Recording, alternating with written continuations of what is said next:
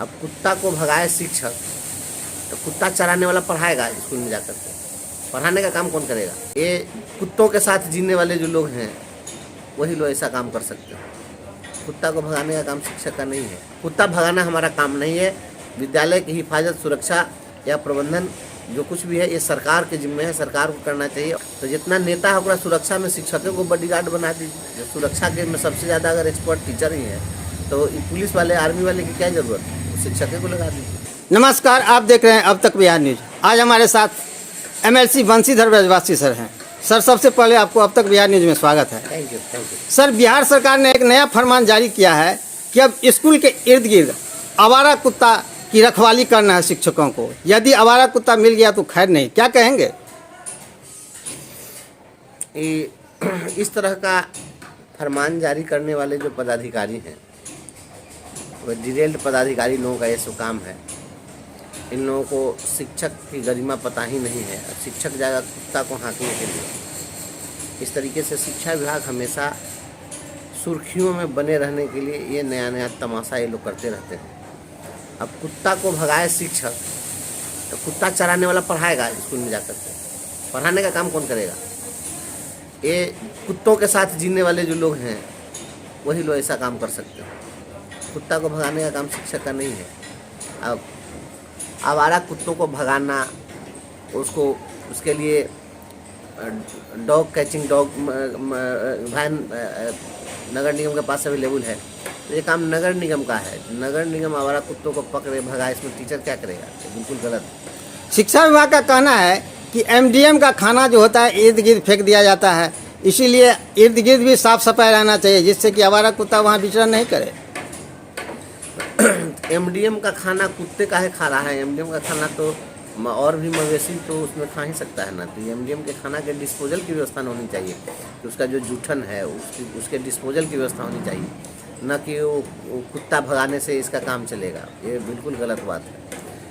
MDM का खाना कहीं जूठन बचता है तो उसके डिस्पोज करने के लिए प्रॉपर तरीके से उसकी व्यवस्था हो, इसके लिए सरकार को प्रबंध करना चाहिए। सर, आप भविष्यवाणी जानते हैं क्या? शिक्षकों को बोले थे कि गुलाल एक लाठी स्कूल में रखो। क्या लगता है आपको? लगता है इसी कुत्ते को भगाने के लिए नहीं तो बोले थे लाठी रखने के लिए? क्या देखिए, हमने तो वह बात कही थी कि भाई किसी प्रकार का कोई भी, हम तो बार बार कहते हैं कि स्कूलों में कोई हिंसक पशु आ जाएगा तो उसे कैसे निपटिएगा? मैट्रिक के सर्टिफिकेट पर लिखा हुआ है अग्रतः सकलम शास्त्रम पृष्ठतः ससरंग धनु। आगे में सकल शास्त्र रखना चाहिए, लेकिन पीठ पर तीर कमान भी रखना चाहिए। या मैट्रिक का पास करने के साथ ही बिहार बोर्ड ने सिखा दिया। तो जहाँ ज़रूरत पड़ेगी लाठी की, वहाँ आपके शास्त्रीय संगीत गाने से कुछ नहीं होने वाला। तो लाठी रखने के लिए हमने सलाह दी थी लोगों को। और कुत्ता भगाने का काम हमारा नहीं है। हम लाठी रखें कि बंदूक रखें, उससे कुत्ता भगाने का संबंध नहीं होना चाहिए। कुत्ता भगाना हमारा काम नहीं है। विद्यालय की हिफाजत, सुरक्षा या प्रबंधन जो कुछ भी है ये सरकार के जिम्मे है, सरकार को करना चाहिए। और आवारा कुत्ते इतने क्यों घूम रहे हैं? कुत्तों की नसबंदी होनी चाहिए, उसके लिए बाज़ाब्ता उसके लिए टीके की व्यवस्था होती है। सरकार इस पर क्यों नहीं ध्यान देती है? तो बीमारी कहीं है, सिर में बीमारी, पैर में बीमारी है तो सिर का ऑपरेशन कर दीजिएगा। ये कुत्तों को कम करना, कुत्तों की संख्या को नियंत्रित करना, आवारा पशुओं को नियंत्रित करना, ये काम बच्चों का और शिक्षकों का नहीं है। यह काम या वहाँ के नगर निगम का है, पंचायती राज संस्थाओं का है, नगर निकाय संस्थाओं का है। ये इसमें कहीं से भी शिक्षा विभाग को इन्वॉल्व नहीं किया जा सकता है। ये बिहार सरकार के पदाधिकारी हैं, ऐसे पदाधिकारियों पर कार्रवाई होनी चाहिए जो इस सरकार जारी कर रहा है। विभाग का तर्क है कि बच्चों की सुरक्षा के ध्यान में रखते हुए इस तरह का पहल की गई। तो जितना नेता है पूरा सुरक्षा में शिक्षकों को बॉडीगार्ड बना दीजिए। सुरक्षा के में सबसे ज़्यादा अगर एक्सपर्ट टीचर ही है तो पुलिस वाले, आर्मी वाले की क्या ज़रूरत है? शिक्षकों को लगा दीजिए। हमारा काम है, सुरक्षा प्रहरी थोड़े ही है। शिक्षक सुरक्षा प्रहरी नहीं है। आज तो शिक्षक खुद सुरक्षित नहीं है। शिक्षकों को जाके जमुई में जाके पीट दे रहा है अपराधी सब। ग्रामीण जाकर के शिक्षकों पर हमला कर दे रहा है। आवारा लोग जाकर शिक्षक पर हमला कर दे रहे हैं। तो शिक्षक तो खुद असुरक्षित है, तो वो दूसरे की क्या सुरक्षा कर पाएंगे? शिक्षक को तो लोग निरीह प्राणी बना करके रख दिए। इसलिए बहुत गलत बात है ये हम इसका विरोध करते हैं। शिक्षकों पर ही प्रयोग काहे किया जाता है? इससे पहले जो शौचालय वाला चला था, रोड की रखवाली करना था, पहले शिक्षक सुबह घूमते थे रोड पे, कोई रोड के अगल बगल टॉयलेट नहीं करे। बिहार में सबसे बड़ी प्रयोगशाला शिक्षा विभाग की प्रयोगशाला है। और इस प्रयोगशाला में इस तरीके से प्रयोग करके ये चर्चा में बने रहने के लिए, सुर्खियों में बने रहने के लिए पदाधिकारी और सरकार के लोग करते रहते हैं। इनको पढ़ाई लिखाई से मतलब नहीं है। ये सभी चाहते हैं कि लोगों का ध्यान भटकता रहे इधर उधर, पढ़ाई पर ध्यान केंद्रित नहीं हो। इसके लिए ये नया नया हथकंडा अपनाया जाता है।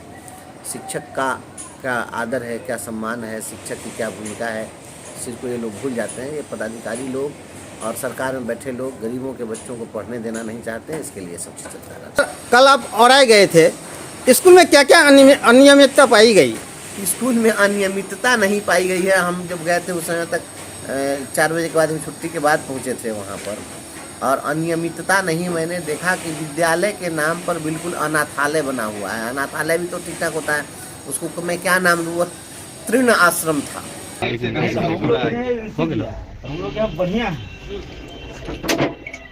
बिहार के एसीएस हर दिन जो वीडियो कॉल करते हैं, एसीएस साहब जरा इस वीडियो कॉल करके जरा इस स्कूल का भी तो नजारा देख लीजिए आप एक बार। एस सिद्धार्थ जी को वीडियो कॉल करके जरा देखिए इस विद्यालय का। कौन सा विद्यालय है? उत्क्रमित मध्य विद्यालय है ना, बेनीपुर दक्षिणी जो है यह उत्क्रमित मध्य विद्यालय है। यहाँ ये मध्य विद्यालय है। आखिर ये कहाँ पढ़ेगा बच्चा? और ये 21वीं सदी का विद्यालय है। देखिए 21वीं सदी का विद्यालय है। प्रतिदिन शिक्षकों को जलील करने वाली सरकार को जवाब देना होगा। सदन के अंदर में विधान परिषद में सवाल को उठाऊंगा। फूस से बना हुआ आश्रम था और बता रहे लोग 13 वर्षों से इसी प्रकार से विद्यालय चल रहा है। तो राजपथ में कमीशन मिलने वाला है तो लोग रोड बनाएंगे, लेकिन ज्ञान पथ में कमीशन नहीं मिलने वाला है तो आप स्कूलों को बदहाल सुनेंगे। इसी के खिलाफ मैंने वहाँ से संदेश दिया है कि स्कूल फूस का बना हुआ है, झोपड़ी है, और उसको आपने अपग्रेड भी कर दिया है, अपग्रेड करके मिडिल स्कूल बनाया है। तो अपग्रेड करने से पहले क्या रहा होगा? जो अपग्रेड करने के बाद में झोपड़ी है तो अपग्रेडेशन के पहले विद्यालय क्या रहा होगा? और वही राम वृक्ष बेनीपुरी जी जो कलम के जादूगर कहे जाते हैं, उनकी जन्मभूमि है वह, और वहाँ पर जो यह बदहाल है, भौतिक संसाधनों का घोर अभाव। तो मैंने सरकार को आईना दिखाने का प्रयास किया है कि आप केवल शिक्षकों को जलील करते हैं, इसके भौतिक संसाधनों की व्यवस्था करना किसकी जवाबदेही है? मैंने विद्यालय की वास्तविक स्थिति को दिखाया था। उसमें मूलभूत सुविधाएं बिल्कुल नदारद हैं, और स्कूल के नाम पर बिल्कुल एक तरीके का टेंट तंबू भी तान दिया जाए तो उससे बेहतर रहेगा। ग्रामीणों के सहयोग से बनी हुई फूस की झोपड़ी है, बस वही मैं दिखा रहा था। अच्छा, बेंच डेस्क को भी दिखा रहे थे कि कुछ अनियमितता पाई गई। बेंच डेस्क तो पूरे लूटे हैं, तो पूरा का पूरा लूटे योजना है। तो बेंच डेस्क योजना थे थोड़े थे, तो लूट योजना थे, तो लूट में पूरा लूट लिया है। एक वो बेंच डेस्क सही सलामत था, आधा तो उड़ गया उसमें। अच्छा, तो सबका आप देख रहे हैं, हम तो सब दिखाए हैं कि क्या स्थिति है। किसी का पैर टूट गया, किसी का हाथ टूट गया। तो बेंच है उसका जो उसमें जो प्लाईवुड ठोके हुए आधा फट गया, आधा ऊपर से सनमाइका उजड़ गया। क्या लगता है इसमें कमीशन का खेल चल रहा है क्या? कमीशन का है, लूट योजना है, सब पूरा लूट योजना, पूरी लूट योजना है। देखिए सब में कुछ करेंगे, शपथ ग्रहण हो जाता है तो फिर सब चीज़ को करेंगे।